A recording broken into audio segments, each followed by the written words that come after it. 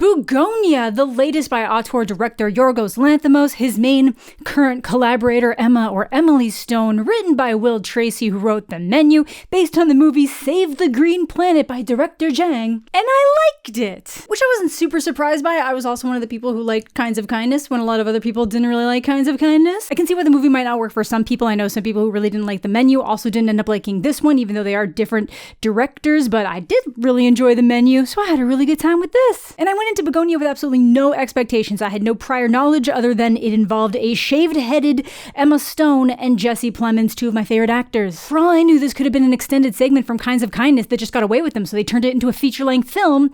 It's not, but it wouldn't necessarily feel out of place in some of that. And that is a decision that I am so glad to have made, because this movie was such a trip. Not in like a psychedelic way, just like you're just constantly wondering what's gonna happen, what's going on, where it's gonna go, who's right, is anyone lying? Just so much fun. It's a movie that has emotions that are so incredibly heightened, but it is also so funny and absurd at other times. I guess for Jesse, a constant in both of his experiences working with Yorgos is just him coming up on set being like, remember, it's a comedy, which I find is just so fun, because obviously you have some comedy movies where people are aware that what they're saying is funny and that's intentional and the characters know they're being funny, but there are other comedies where it plays out in a way that the characters aren't aware that the situations that they're getting into are funny and the way they're delivering things are funny. It is not a funny situation for the characters, and Yorgos is just peak that. A lot of the situations for the characters would be horrifying or just really frustrating or annoying, having the worst days of their lives in a complete craze, and I'm just in the theater being like, hee hee hee hee. Yeah, just like that. That's what it sounds like when I go to the movies. And personally, I love that. But I feel like before we jump into spoilers, I do need to give a little basic description of the movie, and I feel like if you clicked on this video, you were okay knowing at least a basic description of this movie, so I'm gonna give you the elevator pitch. Bugonia is a reverse alien abduction story, or at least the characters doing the kidnapping think that this person is an alien. And the whole movie is just playing out between these two people who think they know the best ways to save and contribute to the world, one being a pharmaceutical CEO trying to cure addiction, and the other trying to stop an alien invasion that's contributing to Earth's collapse and the death of the bees. And the movie does a fantastic job making either one of those outcomes feel like a possibility at varying times of the movie, and the ending will definitely have different meaning depending on how you want to engage with it. Not that it's an ambiguous ending, but that like some people might see it as a little bit hopeful, other people might see it as a little bit like nihilistic and not so hopeful, but I'm interested to see where you guys fall on that. The score is incredible. I'll have a fun little story at the end of the video of how it was made. They used VistaVision cameras, so it has a very distinct look. So even when you're getting something as basic as Jesse Plemons biking to work, it looks incredible, and it has just like this epic music beaming behind it. They even built the house that it mostly takes place in and filled it with all the knickknacks, so it feels like it's been lived in for decades. Like I really thought they just found someone's grandmother's house. It feels so very modern, which isn't always the case for a Yorgos movie. Every once in a while, it's like,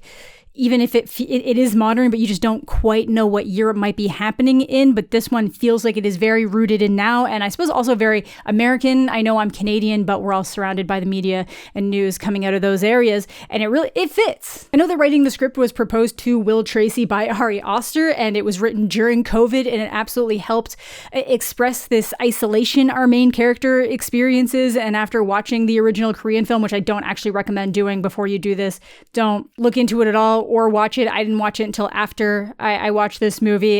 They are very different, but some of the aspects are the same, so you will end up spoiled for this movie. And I just do think that this is just another great example of how to do a remake where it really does feel like its own thing. It doesn't take away from what the original was going for, but you're getting this new way of exploring the story in a modern lens, which I think is really interesting. Because yeah, this undoubtedly just becomes its own thing, informed by the environment that it's being told in, which is a modern day small American town. Something that obviously a movie that came out 20 years ago in Korea could not have accounted for or even anticipated. No one knew where we were going 20 years ago. But I love the performances. Everyone feels like they were so perfectly cast, and I love the commitment that everyone went into with this, including Emma shaving her head. But if Emma wants to start growing some of that hair back faster, she should check out today's sponsor, Kitsch, and their full hair care line. I started using Kitsch after I noticed some more significant hair loss and increase in breakage, because they had a full line of products dedicated to those concerns specifically, and things have been getting so much better. I personally like swapping between the rosemary and biotin bars to help with volume and strength, and the rice water protein bars for growth, balance, moisture, and stronger strands. I said strong. Though I have seen a lot of you guys mentioning you love their dry shampoo, so I'm definitely gonna have to try that one out soon. But the bars are so useful to me for a variety of reasons. For one, they take up less space around the bathroom, and because I travel so much, it's just so easy to break off a chunk and toss it in my bag, so I have more room for other liquids. And just for the environment, the bars take less water to make, and they ship without a plastic bottle. I love using the bar bags so I can get a nice thick lather that helps the bars last longer, and you can pair them with a shower caddy or my personal favorite, the self-draining dish, to help save space. But they have so many other accessories and products to help with your hair care journey. I love the scalp exfoliator, the detangle brush, the silk pillowcases, and the overall range of products like the scalp and hair oil for growth, the heat protection spray to prevent damage and frizz from my hair dryers. And for those little stragglers that just won't cooperate, they have a hair wax stick. So if you want to try out some new hair care for yourself and save 25% off your order, click my link in the description below and the discount will auto-apply at checkout. Okay, so spoiler time. If you do not want to know what happens in this movie, it is time to dip, but I will check in later to let you know when we're getting outside of what the trailers would have revealed, I think. Or at least before I get to a moment where I make a grand reveal, but this whole movie starts with a conversation about bees, which makes sense with the title of this movie. The term Bugonia has a Greek origin, which was the belief that bees came from the corpses of dead oxes linked to myths and ritual sacrifices. And it's just establishing what we already know, that bees are essential to our way of life, our food source, our crops, our survival, but that they've been dying. That a lot of colonies start to experience something called colony collapse disorder, where the workers abandoned the hive and queen for a variety of different reasons that people haven't been able to 100% pinpoint. It's like, here's what it's called, and here's a bunch of different causes underneath. And it's all being pushed on us in this kind of hopeful way before it flips to that hope dying through Jesse Plemons' character Teddy, our local conspiracy theorist who's been kicked continuously by the world, explaining all of this to his cousin Don and tying it into the fact that aliens have invaded Earth and are doing this to the people. They started doing it to the bees, and the effects are starting to make their way to humans. And Don is played fantastically by Aidan Delbis, or Delby, who auditioned after Yorgos began an open casting call looking for an unknown actor with a neurodivergence. And I just can't stress how well he does as a third lead against two of our greatest acting talents. Like, this kid had never been in anything before. I think he auditioned when he was 17 or 18. He's 19 now. And if there's any true good and innocence to be had in this movie, it is with Don. So Teddy goes on to explain that much like the bees are abandoning their hives and dying off, humans are starting to suffer the same fate. We're all starting to feel more lost. We're all starting to get more disconnected. We're all starting to get more addicted to things. It's just wearing us down. And I love exploring the idea of an alien invasion tying right into problems that people are definitely feeling in the modern age, and a feeling that definitely got worse through COVID, a feeling that a lot of people in smaller towns who live further away from city center groups or just larger groups of people and in areas that don't have a strong sense of community are definitely feeling more and more. And I think it's really easy to break down all the different ways that brought us here, with the way that technology's advanced, the way that internet can make it easier to connect in some ways, but then it keeps people disconnected in others. It can lock you into echo chambers. Algorithms can ruin your life. Wealth gaps are growing by the minute. Addiction issues are getting more and more out of control, and so many other compounding issues. But exploring that through a story where someone is seeing all those things happening, agreeing that those are some of the causes towards it, but tying it all back to alien involvement and intervention is a really fun and interesting way to explore it. And bringing that back down to the bees and how it reflects on us is also interesting, because they've been telling us for years that, watching what's happening to bee populations is a very good indication of what's going to happen to human populations. So I really like that. So while Teddy's clearly not mentally well with how he's presenting everything, he literally makes Don chemically castrate himself to block out other earthly desires, it's very understandable how he got the way he is, and there are aspects of what's wrong with society that he is very right about. He's just linked it back to aliens. And the soundtrack here is just so ominous and creepy once you realize that the plan is to kidnap this woman that Teddy thinks is an alien, the high-ranking CEO of a pharmaceutical company played by Emma Stone, named Michelle. So while we see that montage of them training, of stocking up on supplies, which at times honestly feel like it could be like a kid's adventure movie where they're yeah, we're gonna stock up to find the aliens, and at the end, it's like E.T. and they do find the alien and it's all sweet and nice, except they're gonna kidnap a woman. We start getting these first flashes of, wow, they're preparing. She's living a highly curated, highly cold life. She wakes up just before her alarm at 4:30. She follows a very specific health regimen. She's got a very strict schedule. All things that could point to alien behavior or just the cold, structured nature of an elite with little care for much beyond their own status. There are people who have built literal social media empires acting exactly the way she does every day and showing other people how to do it too. So, it's not that crazy. It does just kind of come across as like out of touch CEO. Like even when she's trying to be kind, she comes off as an asshole, like making sure to let her assistant know that people can go home at 5:30. She believes in a work-life balance. And obviously, if people still have work to do, they should absolutely stay and continue to work. That's literally the same way any of those business or CEO type people end up acting in those biopics from like Theranos to WeWork. They all just think they're better than other people. So right from the beginning of this movie, I feel like it's making either possibility likely. Either Teddy's 100% a conspiracy nut and this is just some regular woman, or he's actually right and she is an alien and there's other motives behind her being involved in pharmaceuticals. And for so much of the movie, you're like, oh my god, he's 100% insane. He spends all of his time listening to conspiracy theory podcasts and alien podcasts, but it's a Yorgos movie, so it really can go either way. Because when she's in her car alone, she's still belting out songs, like she's singing Good Luck Babe here, which like I totally get. You can kiss 100 boys in front. There's no one around she'd have to be putting on a show for. To be honest though, I could see aliens coming down here with some like weird, crazy ulterior motives and hearing Chaperone and being like, absolutely, like, fuck these humans, but singing and music, pretty cool. I believe that the aliens would spare Chaperone. Regardless, she is going to be kidnapped, and the scene is so good, like, you get the hilarity of two guys jumping out at her with Jennifer Aniston paper Halloween masks. Like, they didn't even get, like, real masks. Like, it's not remotely conducive to fighting with like paper strapped to your face with these little tiny eye holes. That alone was funny, and I was wondering if that was just like all they could find, but I guess Yorgos is specifically a fan of Friends and was all like, should they be wearing Ross and Rachel masks? And then just gets back to people and is like, I think they should both be Rachel. I think that would be funny. And you know what? Not remotely wrong. That is so much funnier. And as funny as that is, and moments of this movie are funny because they are really not good at kidnapping her and they keep trying to spray her with something that's just not doing anything. They do make it feel pretty chilling at one point or as it continues, because like Teddy does catch up to her and they make the very interesting choice to be like filming their main scuffle from inside her pool room. So you just get like the vaguely muffled scuffle from the other side of this like huge glass window and just the calmness of the pool area. I thought that was a fantastic choice before he does manage to get her with the trank and she goes down. And I like how it did take drugs to knock her out and for them to even remotely stop her, because it does specifically show how much work she puts into her physical training and self-defense. And then they're immediately shaving her head because that's apparently how they could track one another remotely and where they are and make contact with their ships. And I will mention,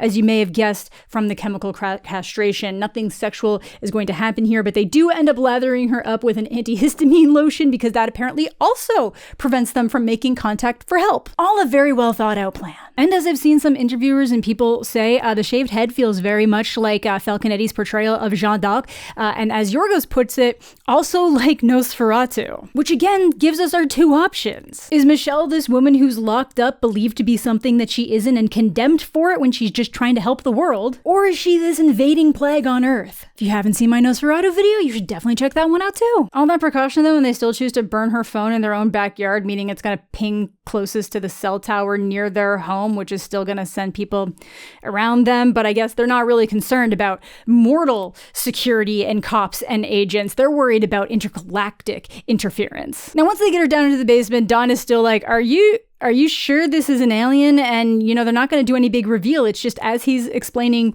to Dawn all the things that clearly make her an alien, it's just normal things like her earlobes and her hair density. Literally, the more he talks, the more unhinged it all seems. And then they get suited up to interrogate her as if they're Mulder and Scully. I guess he just really wants to be taken seriously in all this. And he even reads her rights as a prisoner from the Geneva Conventions. Now, when you come to and someone starts reading you the Geneva Conventions, you might think she's not freaking out enough for this moment. But I think it's just a lot of confusion from her end. She's coming out of literally being drugged and then instantly going CEO mode. Like, she knows the police and FBI are going to be looking for her very soon. She's a very high profile individual. She's one of the main providers of jobs in the region. Teddy literally works at the packing warehouse for her company. And she's just laying it on all matter of fact about how bad it's going to end up being for them. And Teddy's just like, wow, you actually you made me a little bit nervous. You got a human reaction on me. Impressive considering you're not human. Teddy is aware that she's a high ranking official, but to the Andromedans, aiding her her people in, and I quote, the techno-enslavement and agro-corporate disintegration of planet Earth. And all this is so that he can get a meeting with her people on their ship to broker a deal to have them exit the planet. Again, a very well thought out plan. He's going to be your intergalactic diplomat. Though other than being pretty unhinged in his methods and potentially beliefs, he's trying to be really civil, but then he'll say something that really just shows the crack, that he's not really as together as he's trying to present, that he's just like one step away from having a full-on meltdown or freak out. You should really appreciate how super professional I'm being right now by not gutting you. God, Jesse Plemons is so good. And he is kind of scary because when he's having a conversation with Dawn later, who's concerned about her well-being and kind of wondering if she's actually an alien, he's like, you know what, even if she wasn't an alien, even if she somehow wasn't an alien, which she absolutely is, she's still evil, and the things her company does is evil. So regardless of what ends up being true in this movie, he will justify whatever happens to her. And it's after that gutting comment that we see the first hint of fear on Michelle's face, and it's just a subtle shift, like, oh, it's so good. At this point, I'm like, okay, she's not an alien. She's just an assertive businesswoman who thought she had control over a situation with a couple disgruntled locals. But the second it's clear that they're going to leave her down in the dark in that basement, she does start getting more scared while they're acting like they just won the lottery. That night, though, we get our first weird flashback dream sequence thing that might show us that Teddy has some ulterior motives for going after Michelle. Like when he was younger, his mother, who also seems quite conspiracy-brained, played by the fantastic Alicia Silverstone, seems to have been in some kind of drug trial for addiction, specifically trying to get better for Teddy, but explaining that things just seem to be getting worse in her brain. And because we know that that's what her company is trying to do, wouldn't it be reasonable to think that she's involved and maybe that has more to do with why Teddy's kidnapping her? Because we're just going to keep getting more information about Teddy and all the things that likely contributed to his distrust in the world, the way he isolates himself, finding more extreme ideas to cope with it all. Like he gets pulled over by a cop that apparently used to be his babysitter and probably did some fucked up shit to him. I think about you sometimes, not in a weird way, just... Oof, that is not good. It's never explicitly stated, but yeah, it's pretty clear that this cop was assaulting him while babysitting. At one point later, he says that it wasn't because he liked it or anything, but it was just like a weird power thing, because that makes it so much better. It's really just reinforcing that lack of control that Teddy's had in his entire life. His dad left him when he was young. His mom was a drug addict. Now she's in a coma. He's completely self-isolating. He's never seen the way he wants to be seen. Even the person he has chained in a basement isn't respecting him, has the nerve to get sarcastic with him and lob some insults. You need help? You're mentally ill. Though her reaction to learning that they've chemically castrated themselves is just so good. Like, he seems so proud about it. Like, you won't trick us with that, alien scum. I outsmarted you. Oh, Jesus Christ. So she gets to go through these steps of, oh my God, he's really insane, but also they don't plan to touch me, but he's crazy, so I don't know what else he might do. A worthy concern because he is constantly on the brink of a full crash out. Well, that certainly goes against the Geneva Conventions, but the interesting part here is what he says after he slaps her. Everybody denies it at first. And even Dawn catches that everyone statement. Teddy's done this before? Is he an alien-obsessed serial killer? Definitely believable considering his next method of exposing her is electrocuting her brain to Basket Case by Green Day. Impeccable music taste, Teddy, and I will say he is not enjoying the sounds of her screaming. This isn't about him getting off on torturing someone. He just genuinely feels he's been pushed to this limit, that he needs to do this to get his point across, to get what he needs. Making it stronger and stronger until Dawn finally rips out the cables and Teddy's just in awe. The voltages that she's managed to endure mean she's Andromedan royalty, saying that he's never gotten it that high before, which again, Dawn also clocks, not the first time he's used this on someone. He's also aware that all humans die by the time it reaches 100, so I'm betting there's a reason he knows that too. But now Teddy's gonna give her some semblance of the royal treatment. He lets her shower, he cooks her food, but it's when she's putting on his mom's clothes that she remembers who he is, confirming my earlier thoughts that it was in fact her company's addiction cure trial that put his mom in a coma, and now Michelle's company is paying for her long-term care. Though she looks almost exactly the same in this flashback of something that took place years ago, which actually explains one of Teddy's earlier statements of, "You can't talk your way out of this again. I'm not a kid anymore." Regardless of why she looks so young, either anti-aging stuff or, being an alien, he feels like she manipulated him all those years ago and he's not gonna let it happen again. But here she's going forward with the idea that this is some delusion built around his anger towards her, which, fair, who would not think that? Even when I was watching the movie, I was like, oh my God, he's he's built a delusion around this woman that he personally hates. He blames her for what happened to the mom. She seems to own the town, so if anything's going wrong in the town, it links back to their company. He obviously maintains that it has nothing to do with that at all, but he's really not helping this whole idea of him being in an echo chamber and conspiracy brained when he says that he went through every possible ideology looking for a place to belong before landing on aliens. But the two start to argue about the bees and what's happening to them. She admires them for their work ethic without ego or complaint, even when they're in danger, which Teddy agrees with, so he wants to know why she's killing them, leading to a debate about CCD, where Teddy thinks she's directly involved both as an alien and what her company's doing. Well, she points out that CCD numbers are going down and the bees are getting stronger again. And this back and forth really does just feel like people getting into arguments online. Like, Teddy's not going to listen to anything she has to say because he fundamentally believes she's a liar. Coming to a head when she just says, hey, sometimes a species just knows when their time is up, and they just start winding down. And if he is right and she is an alien, you gotta wonder if that's implying what's waiting for humanity and our very self-destructive nature. Can I go to the bathroom? In just a minute, Tom. That kid ad-libbed that line, and I think it's genius. It was so funny. But again, she tries talking about the mom, promising her more support and care, promising him more help, and he maintains it has nothing to do with that before he dog runs at her from across the table. Terrifyingly hilarious. I know that was Jesse's favorite scene to shoot. Before just starting to strangle her, and you feel those decades of pent-up rage. She does manage to get the upper hand at one point, which again, I do enjoy because they show that she knows how to take care of herself before Don knocks her out with the gun just in time for the cop to show up. Oh my god, what's gonna happen? Because if Casey, the cop here, was confident, he would have come with better questions and maybe some backup, but he's just like, hey, have you seen this woman? Like, her cell phone pinged in the area, just like I said it was going to. And traffic camera snapped her vehicle like right up the road from here. You think someone might also have noticed the larger connection between the two after they noticed those two facts, but that's fine. You're just waiting for him to hear something in the basement and what Teddy might do to protect the mission. But while they're upstairs, she's down there alone with Dawn, who's progressively been getting emotionally worse throughout the movie because of the shots Teddy gave him, which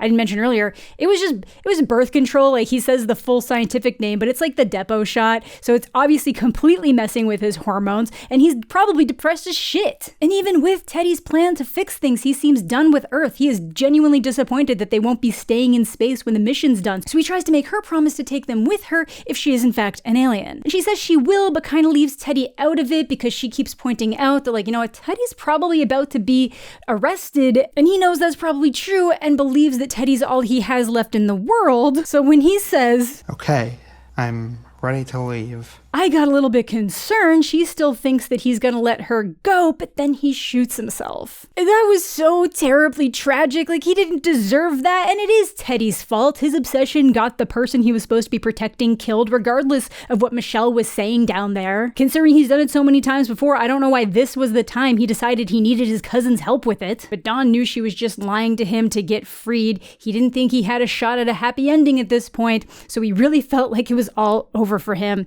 And there goes the heart of the movie. So what plays out from here is a downfall. Teddy kills the cop after they hear the gun go off, and before he can kill Michelle, she says there's a cure for his mother disguised as the antifreeze in her car. Oh, Teddy, no! He's so emotionally vulnerable right now that he actually believes her and puts the antifreeze into his mom's pick line? And yeah, no shit, it was actually antifreeze, so she dies, and somehow no one stopped him in time, but back at the house, she's freed herself but can't leave the basement and comes across a hidden room filled with the remnants of the other people Teddy has killed, thinking they were Andromedans, with detailed autopsy books and heads in jars. And as she's going through them, she seems more angry than horrified, so I was like, okay, alien? Either way, she's ready to commit to the bit if it is one, and asks how many of his victims were Andromedans. Apparently it was only 2, so he has in fact just killed a bunch of people down there and never got caught. Meaning he was totally okay being wrong if he managed to find any that were right in his mind. And in her anger, she starts to explain the Andromedan history on Earth, that they accidentally killed the dinosaurs and created humans in their image to atone for it. Specifically saying that it was the Atlanteans, and that's why that civilization is gone now, because as humans so often do,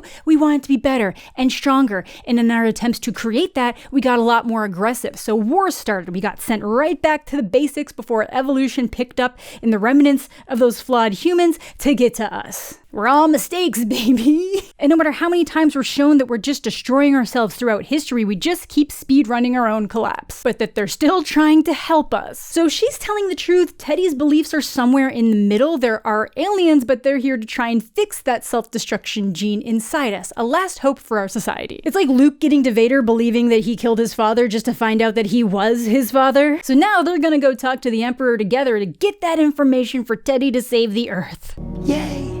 So we're still up in the air. Either she's an alien manipulating someone having a mental breakdown to get help, or she's a human trying to manipulate someone to get help. But then when they get to her work, the elevator voice seems to be hers, and that's when I was firmly on Team Alien, because I can't imagine who or what else would program their own voice for an elevator. But she tells Teddy that the teleporter is in her closet. She starts putting the code into her calculator to beam him up, which could just be a lie to trap him inside. It seems pretty fortified, but that could backfire considering he has a bomb strapped to himself. But she starts backing up, she counts down, and she does actually hit a button on that calculator. And honestly, I was gonna give her that. She was like, well, it had to look like a regular thing. Otherwise, like, people would be suspicious. But she hits something and then he blows up. And even with this thing being reinforced, the blast has his skull explode out of it and bash her in the head, which I think was a Yorgos addition. In the script, it was just the door handle exploding off and hitting her in the head. So that really sucks for Teddy.